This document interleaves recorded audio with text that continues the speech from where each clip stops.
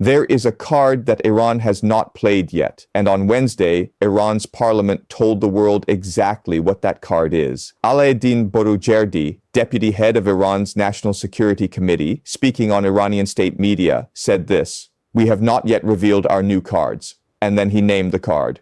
In fact, the importance of Bab el-Mandeb may be no less than that of the Strait of Hormuz. And then he named the player.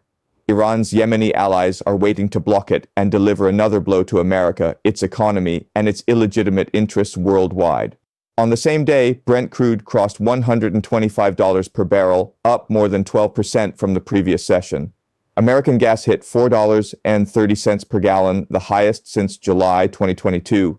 U.S. crude settled above $100 per barrel for the first time since the ceasefire was declared. And from Moscow, the Kremlin announced that Vladimir Putin had called Donald Trump by phone and warned him against, in Kremlin aide Yuri Ushakov's exact words, damaging consequences not only for Iran and its neighbors, but also for the entire international community should the U.S. and Israel resort to military action once again. Iran named its next card. Oil hit 125. Putin warned Trump on the phone, all on the same day. I want to spend today explaining exactly what the Bab el-Mandeb card is, why it is the most significant unrevealed instrument in this war, what it means that Iran has chosen Wednesday to name it publicly, and why Brent hitting 125 is not just a price, it is an argument. Let me start with what the Bab el-Mandeb actually is, because I think most people watching this war have been focused entirely on the Strait of Hormuz, and Iran just told you that Hormuz is only part of the story.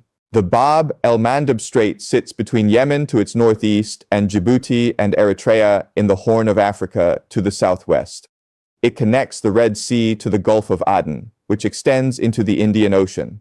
At its narrowest point, it is 29 kilometers wide, slightly narrower than Hormuz at 34 kilometers. It is effectively controlled on the Yemeni side by the Houthis, the Iran-backed militant group that has already demonstrated its ability to shut the strait down. The Houthis closed the Bab el-Mandeb to Israel-linked and U.S.-linked vessels during the Gaza war in 2023 and 2024. Major shipping companies, including Maersk and the world's largest container lines, rerouted their vessels around the Cape of Good Hope rather than risk the Red Sea passage.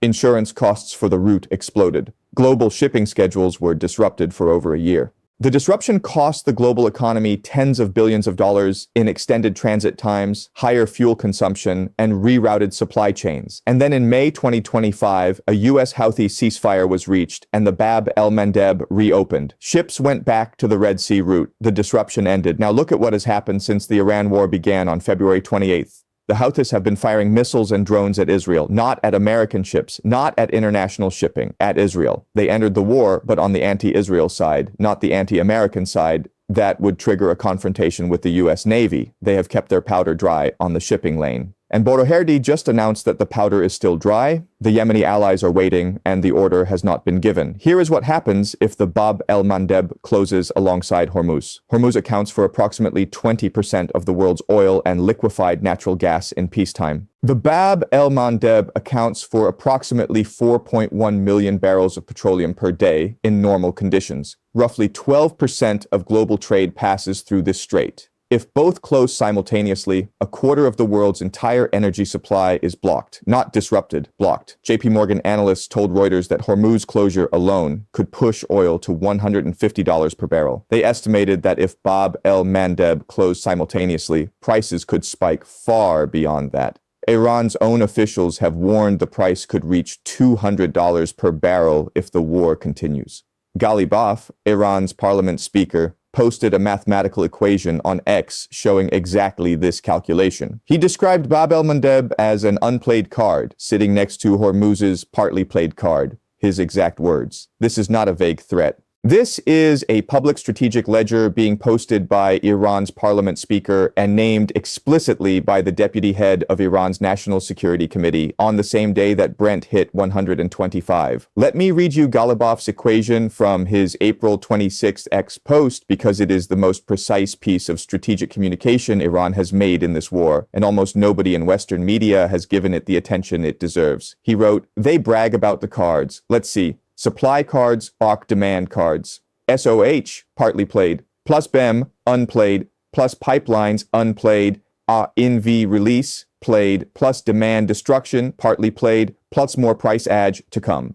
Add summer vacation to the right unless they want to cancel it for the US. Let me translate each term. SOH is Strait of Hormuz, partly played, meaning Iran has restricted it, but not fully closed it to all traffic.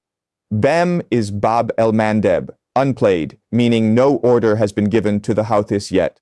Pipelines are unplayed. Iran has not targeted Saudi Arabia's east-west pipeline or other Gulf infrastructure yet. On the American side, NV release is Strategic Petroleum Reserve releases. Played, America has been drawing down reserves. Demand destruction is partly played. Rising prices are already destroying some demand. More price edges coming. Ghalibaf is predicting further price increases. And then add summer vacation to the right unless they want to cancel it for the US. This is Ghalibaf telling America exactly what the summer driving season does to the calculation. In June, July, and August, American gasoline demand peaks.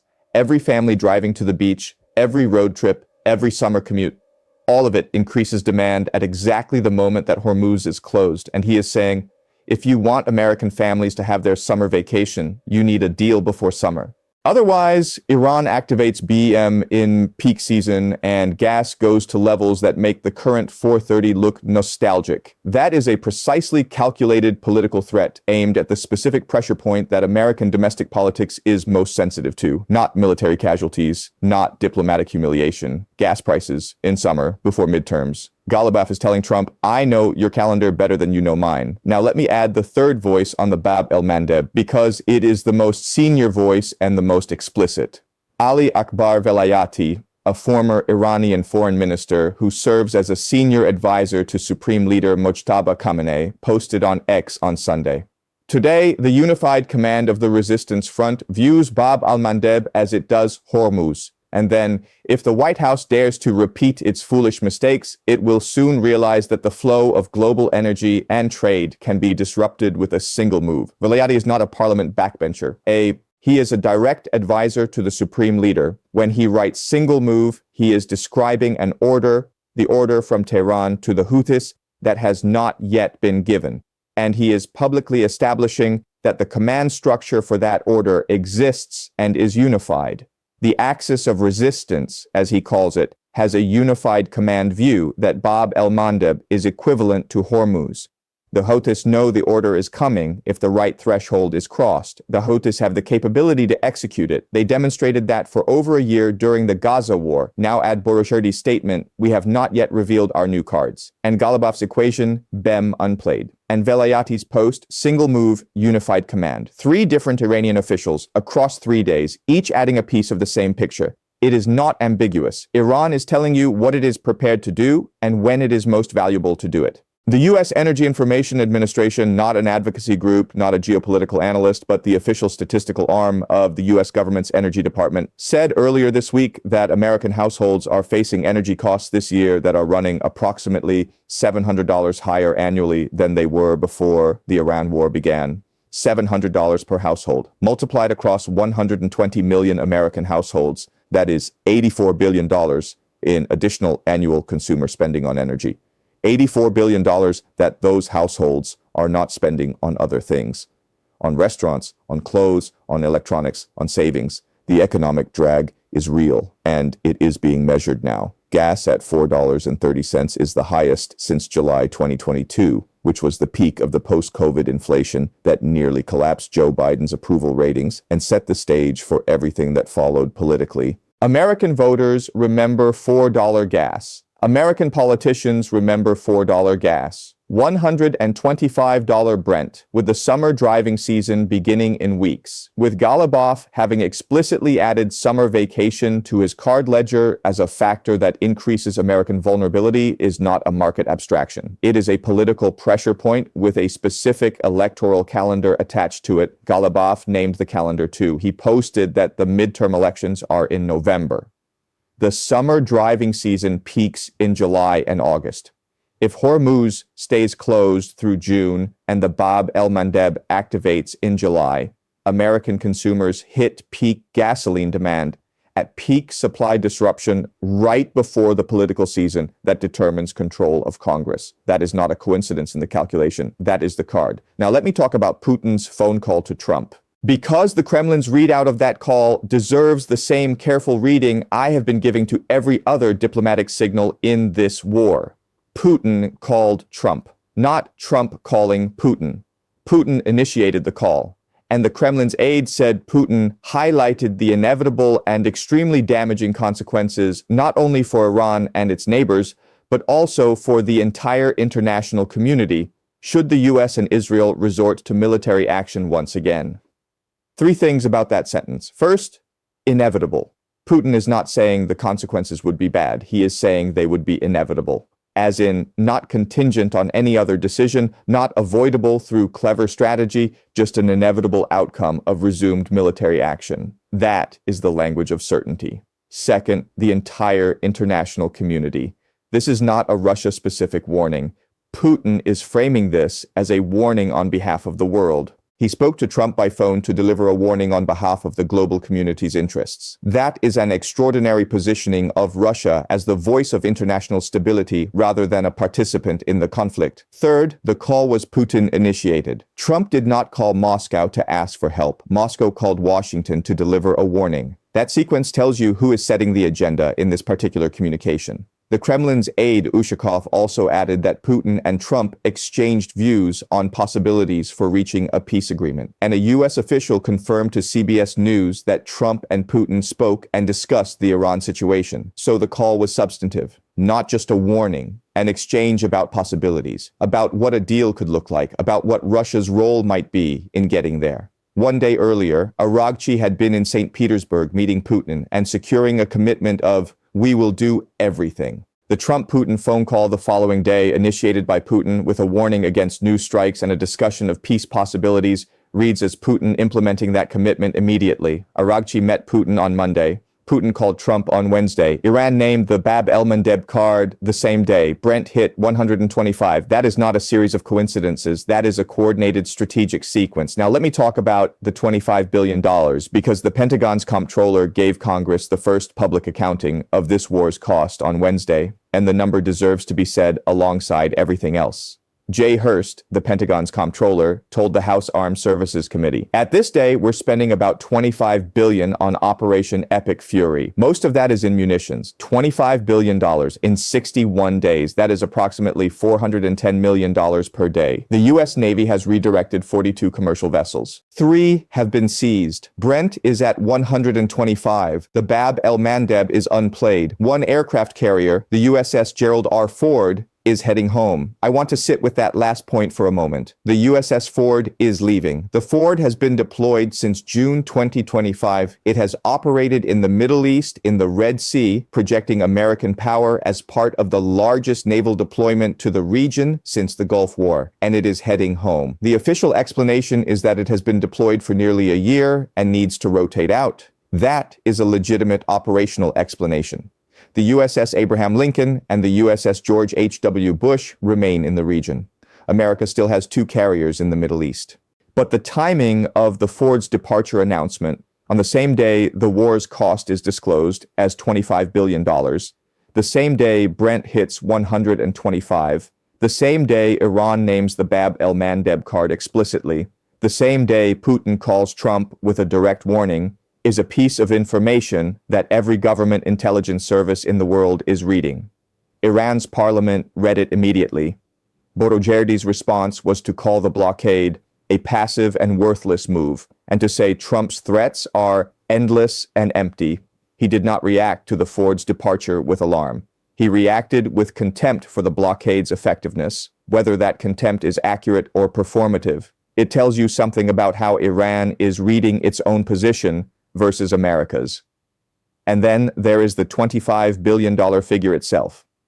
Jay Hurst, the Pentagon's comptroller, said, most of that is in munitions. That means most of the $25 billion has already been spent, fired, launched, consumed. The missiles are gone. The bombs are gone. The precision-guided munitions that struck Iranian nuclear facilities in Operation Midnight Hammer are gone. They can be replaced. But replacement takes time and industrial capacity. The Atlantic had reported earlier that J.D. Vance had raised concerns about missile depletion amid the war. Vance publicly disputed the specifics of that reporting on Wednesday, saying he reviewed it because it attributed comments to him that he did not make in that context. But the underlying question, how quickly can America sustain high-tempo military operations against a country with the defensive depth Iran has shown, is a real strategic constraint that $25 billion in 61 days makes visible. Iran's Parliament Deputy Boroujerdi read it immediately. He called the blockade a passive and worthless move, and said the U.S. would not dare act against some vessels because they belong to other countries such as China and others that the United States does not dare confront. He said Trump's threats are endless and empty. He said Iran still holds the upper hand. Boroujerdi has been saying these things throughout the war. The question is whether the evidence supports his reading or Trump's reading. Let me check. The market says 125, not the falling price of a country in collapse. Putin initiates a phone call to warn against new strikes. An aircraft carrier is heading home. The war has cost $25 billion and the blockade has redirected 42 vessels. Iran names its next unrevealed card publicly. None of those data points describe a situation where America is winning convincingly and Iran is moments from capitulation. Let me steelman Trump's position now. Because there is a genuine case to be made, 42 vessels redirected is not trivial. That is 42 ships that cannot reach Iranian ports. 41 tankers with 69 million barrels of oil that Iran cannot sell, generating an estimated $6 billion of revenue it cannot access, according to CENTCOM's Admiral Cooper. The internet blackout is at 59 days. 3,400 Iranians have been killed. The steel export ban means Iran is hoarding strategic materials for military use, which is itself an indication of supply constraint. The revised nuclear proposal that Iran is preparing through Pakistani mediators is movement. Iran is not stonewalling, it is revising. And Trump can legitimately say that pressure has produced negotiating movement even if it has not yet produced a deal. And on the Bab el-Mandeb, the Houthis have not activated it. They are waiting, which means Iran has not yet given the order. Which means Iran is holding it as a card, not playing it. A card held is leverage, but leverage only converts into power if you are willing to use it. And using the Bab el-Mandeb card would trigger an immediate American military response against the Houthis, resuming the conflict that the May 2025 ceasefire resolved. That response is a real deterrent to playing the card. Iran knows this, the Houthis know this. The card is powerful because it is unplayed. Playing it changes the calculation entirely. Here is where the steelman collapses. Boroujerdi said Wednesday that Iran has sufficient missile stockpiles to sustain several years of war. That claim is unverified and almost certainly inflated for domestic consumption. The 61 days of this war have consumed Iranian military resources that cannot be instantly replaced. And the nuclear facilities that were struck in Operation Midnight Hammer represented genuine setbacks to Iranian deterrence capability. The pressure is real. But the Bab el-Mandeb card is real and is not a bluff. The Houthis demonstrated in 2023 and 2024 that they can close the Red Sea route to shipping. They did it for over a year during the Gaza war. Major shipping companies rerouted vessels around the Cape of Good Hope for 14 consecutive months. The economic disruption was measured in tens of billions of dollars. The infrastructure for doing it again exists. The Houthi military capability exists. The Iranian command relationship with the Houthis is documented and was confirmed by Velayati when he described the unified command of the resistance front.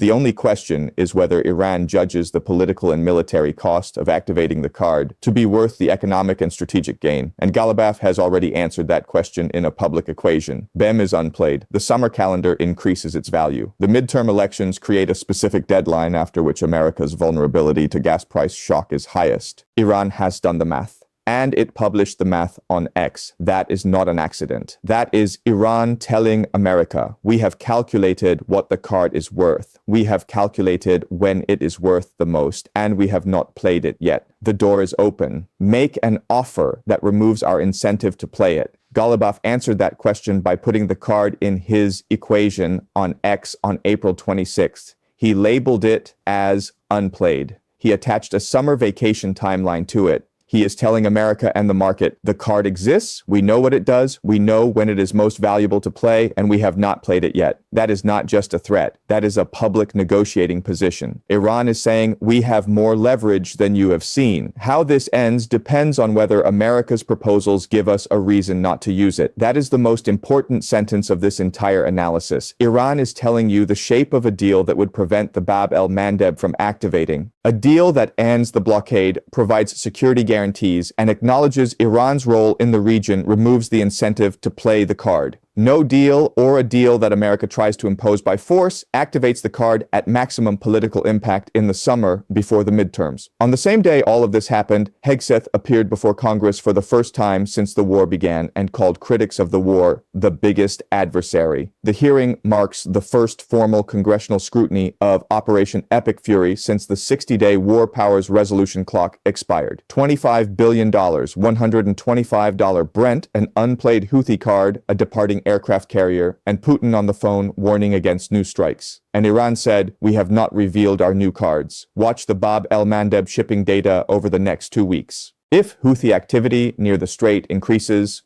reconnaissance drones, naval positioning, communication intercepts, that is the precursor to activation. Watch whether Pakistan delivers Iran's revised proposal this week and whether it contains any movement on nuclear sequencing. Watch whether Putin sends any follow-up signal to the Trump call, particularly whether Russia formally offers to host the next round of talks rather than leaving it to Pakistan. And watch whether Trump, who said he is laying the groundwork for a months-long extended blockade, adjusts his messaging after the Putin call. Iran named the card. Brent is at 125. Putin warned Trump, the Ford is going home. The question is not whether the card exists, it is whether Iran plays it before a deal is reached or after one fails. If you found this useful, push back on it in the comments. I will see you in the next one.